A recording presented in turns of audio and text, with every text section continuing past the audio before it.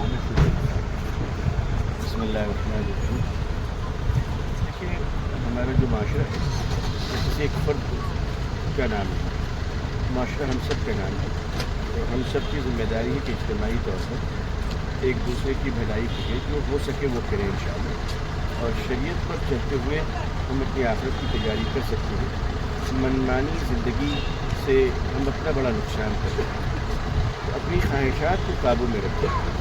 ضرورتیں اللہ تعالیٰ ہر ایک کی پوری فرمائے گا، ضرورتیں تو فقیروں کی بھی پوری ہو جاتی ہیں، خواہشات بادشاہوں کی بھی پوری ہوتی ہیں۔ ہمارے معاشرے کا ہو رہا ہے تو میں یہ گزارش کروں گا کہ ہم سب اپنی ذات کی حد تک کوشش کریں، دوسروں کے لیے نہیں، خود کو روکیں ایسی مجلسوں سے، ایسی محفلوں سے جس کے بارے میں ہمیں یہ شبہ ہو کہ یہ بے لگامی کی طرف یا اپنے حد سے تجاوز کی طرف جا رہی ہو، اس سے خود کو روکنا بہت ضروری ہے۔